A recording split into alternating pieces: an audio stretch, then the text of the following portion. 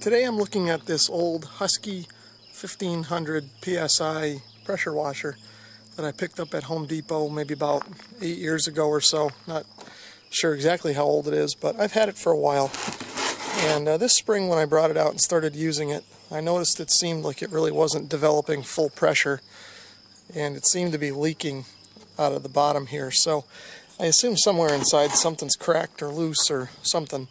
So I think I'll take it apart and see what's inside. It looks like the back is held on with 6 screws. There's 2 on the top here, 2 in the middle, on the side here, and 1 kind of hidden near the power cord. And then 2 down at the bottom, hidden down here in what look like vents, but they're really mounting tabs.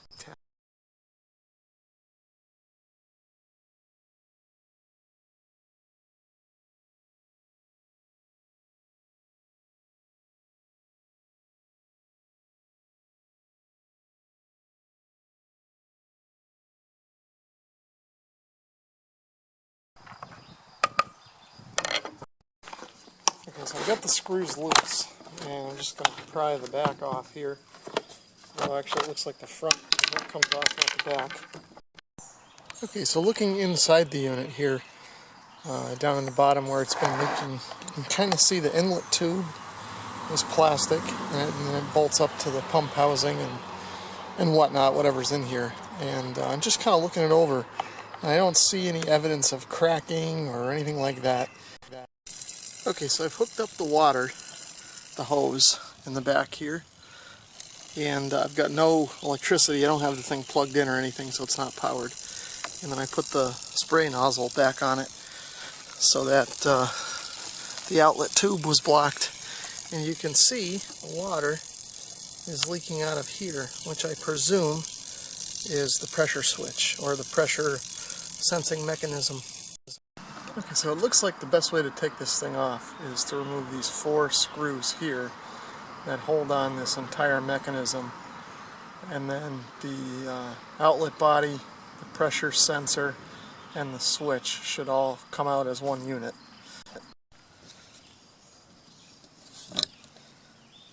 And this looks like a 4mm Allen head screw, cap head screw.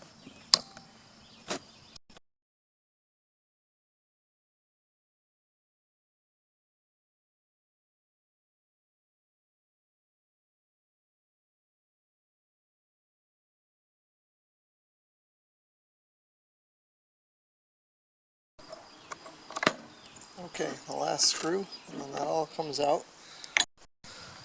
Okay, so I've got my vice grip clamp on there, just to kind of help hold it. I don't know if that's really going to work all that well, how much force this thing really has, but in fact I'm going to stand behind it, just in case. And the only damage, I guess, would be to the camera.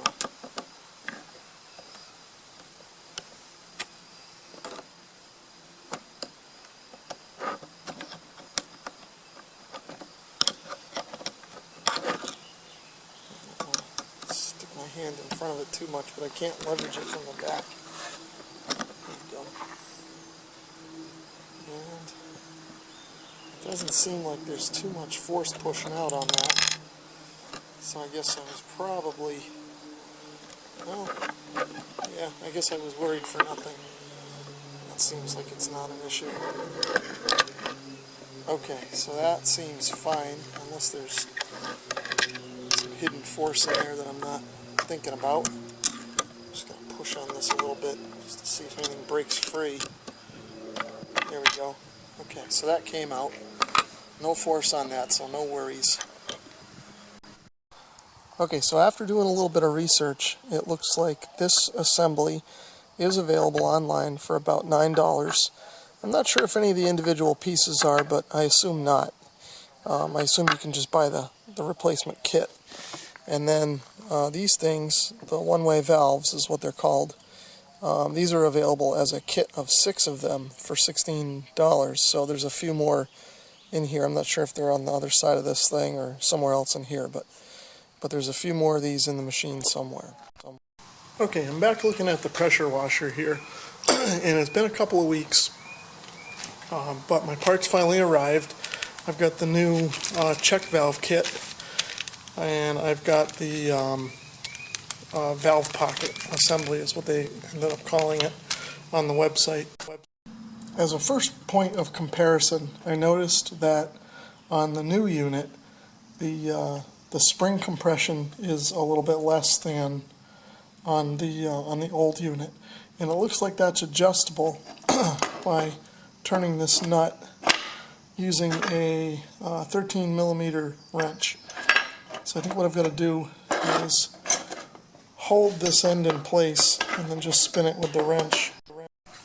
Okay, so I was able to actually use my workmate bench to kind of press and hold on the end there, and then use the wrench to tighten. Of course, I'm not holding it now, but now I have the camera on it, but you get the idea. Okay, so now they're fairly close to being even. The washer I noticed on the old one here is a little bit bent, so it may look a little off in the camera, but they're fairly close now. So the next point of comparison is to line up the stop switch actuators here, and you can see that this one is quite a bit further in than the old one. So this one here is already loose. I should be able to just walk it in by hand there. And then, well, that's pretty close right there, maybe a little more. It's probably close enough there. And then there's a nut on the back side that will just kind of tighten up. And then I'll put some thread locker on. I got some old thread locker to put on here and kind of mimic what they did on the original one. Okay, and here's everything fairly well lined up. New one on the left, old one on the right. Got some thread locker squirted on there, and I'm just going to set this aside now and let that. Now we'll take a look at the check valves. Here's the old one that I took out of the machine, and you can see I ended up gluing it. It's not perfectly square, but it does seem functional. So I guess I probably didn't really need to buy new ones. Given what the whole package costed and the age of the machine and all that sort of thing, it might not have been worth it. But I ended up buying them anyway, so I guess I'll just replace all the ones I can get at. These three anyway that are up here. I think there's more down in here, but I'm not going to worry about replacing those now, even though I've got 6 of them in the kit here. I'll just keep the other 3 on standby in case I need them for something. So it looks like what I need to do is pull the other 2 out. And I don't see any O-rings on these other units. So maybe they're buried in there. I'll have to dig those out with something here. Let's see. Yeah, there they are. There are O-rings in there. Okay. So we'll pull all those out.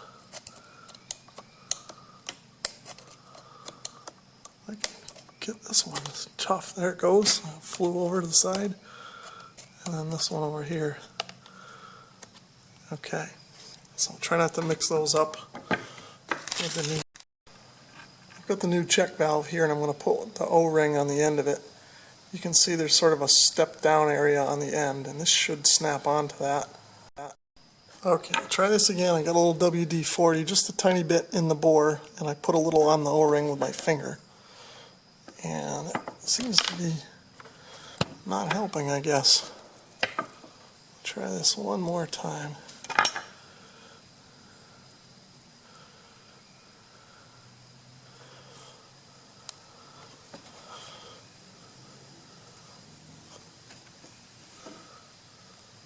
There. Okay, that works. So now I'll do the same for the other team. The next thing I'll do is put the pressure switch assembly back together here. And that's just a matter of kind of putting this back in its bore and then putting the clip that holds it in place back in here. Okay, once again I used the workmate table to help me get this together. I got this pushed in and then had to get the flange past the holes for the hold-in clip. I was having a hard time pushing it in by hand. So I just took the center board out of my table and used the clamp to just kind of slowly clamp this between the two edges of the table and push it together. So now I think it's all set, and I should be able to put the retaining clip right in. Might need to tap it with that small hammer here.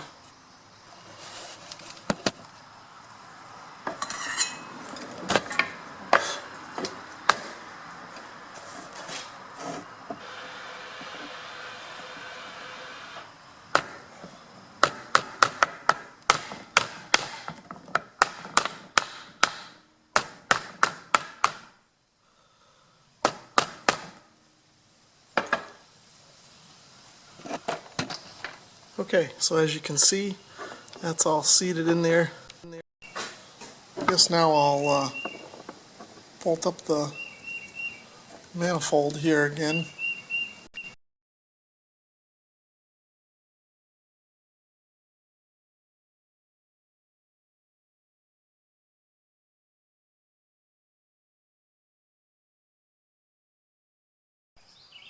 Okay, I just wanted to do a follow-up clip on the Husky power washer here. Right around the time I was finishing up fixing this thing, I ended up getting pretty sick and never finished the video on this. So anyway, you can see I've got it back together here, and it all seems to be working. It's not leaking anymore out of the side. It's a little wet on here just because I got some overspray on it when I was testing it. But everything seems to be working okay. Not perfectly, but okay. And you'll see that in a minute. Okay, you can hear the compressor spool up, and you can kind of hear the pressure vary a little bit.